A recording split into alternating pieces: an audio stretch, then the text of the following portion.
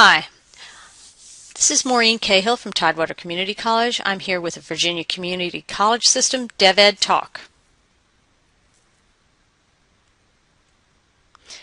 Can you tell when they don't understand? Teaching metacognitive strategies.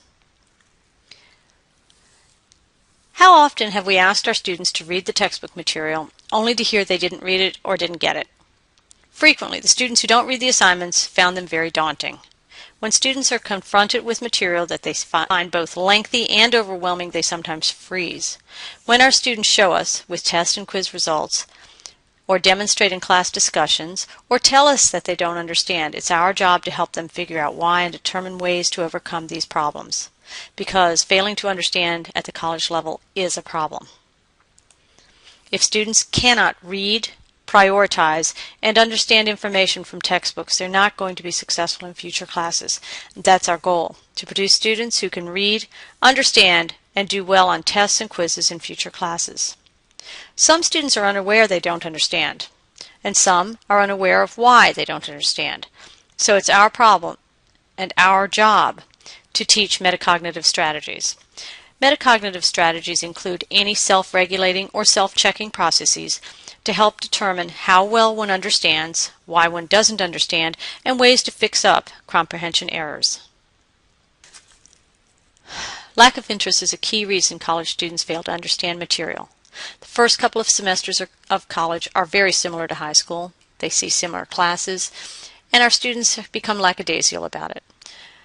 Another problem is they have no classes in their majors, and so they don't feel motivated. They're not interested in the classes they're taking. We must remind them that they have to pass these classes to get to their major areas of study. Developmental students also have problems with long-term and short-term goal setting. They set vague goals that cannot be reached. It's our job to help them determine some long-term and short-term goals that will help drive their decision-making throughout the semester. When they don't do homework, we can ask them, well, you said your short-term goal was to pass this class with an A average. Not doing homework is not going to help you reach that goal. I know it sounds silly, but those are some of the things we have to do. We can also tie the information that they are reading to their lives. A lot of times our students do not have the ability to connect them, and we have to make it concrete for them. Another reason students fail to understand material is lack of prior knowledge. Quite frequently, our students come to us without knowledge on specific fields. It's easy for us to address this by having them go to easier material. Wikipedia is a nice source of information. Google is an obvious choice as well. And have the students just look up and get a quick understanding of the material. Be sure to remind them that Google and Wiki resources are not good for resources for research papers. But for a quick understanding of the material, both Wikipedia and Google will provide at least enough information so our students can understand. Another option is to find easier material, and this would include using high school or other material on the same topic, such as a magazine or newspaper article. Quite frequently, it just takes a little bit to activate their prior knowledge. A little discussion in the classroom will often help too. Another reason students do not understand is lack of vocabulary. Quite frequently, our students have come through a system in which they do Spark Notes and Cliff Notes and do the short versions of all readings. This means that they lack some of the vocabulary college textbooks expect that they have. Developmental students are even worse than the other students about this, in many cases. If a student doesn't understand 5 words on a page, that means it's above their reading level. That's a problem because most college textbooks are written well above college freshman level, and our students are slightly to well below college freshman level. One of my colleagues did a readability formula on a history textbook and found out that it was at the graduate level, and that is a freshman history book.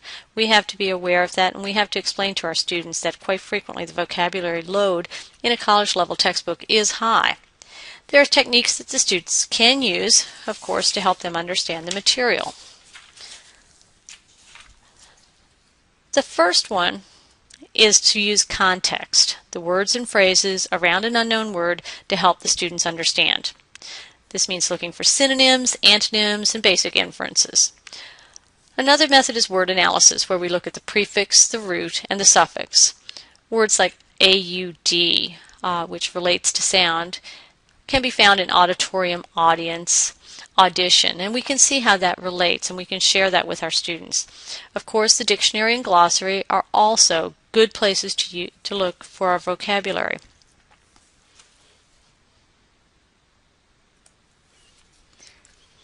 Another problem students have is problems inferring. Inferring means reading between the lines or figuring out exactly what the author is getting at when they say things. It's not what they say, it's how they say it. We've all heard that said. It's easy when we look at people and hear them talking because we can see their body language, their facial demeanor. When it comes to actually picking it out on a page, it's a little more difficult, especially if the students have a weak vocabulary.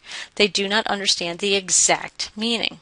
They have a general idea of the word, but they lack that connotative value. The connotation of a word means the word emotional register, how it makes somebody feel. Whether it's a neutral word, a positive word, or a negative word, these are all parts of connotation. Denotation is the direct dictionary definition. Sometimes our students do not know the difference between the two, and it's important that we share this with them. Literal readers. That's another problem.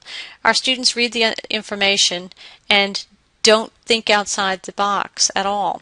I recall a reading selection I used from Maya Angelou's book, in which she discusses Stamps Arkansas being so prejudiced that black people could not buy ice cream, vanilla ice cream, on Sundays. Some of my students actually believed that. They didn't understand that she was using humor at all there. Some of our students need work with that. The best way for us to do that is to ask questions, stop and pause, and not to fill in the answer for our students, to actually make them work and come up with the answers themselves. Ask a question, let it sit for a few minutes. When someone comes up with an answer, prod them on until we scaffold them to learn to do this on their own. We have to help them make these inferences on their own. Another problem, of course, is distractions. So many of our students today sit in classrooms and try to do their homework from other classes. They sometimes assume that they can get it done really quickly when they really need to turn some things off and just give themselves some time to understand. Some students think that they're the only ones who struggle.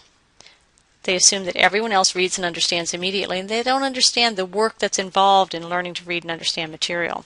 We need to change this viewpoint.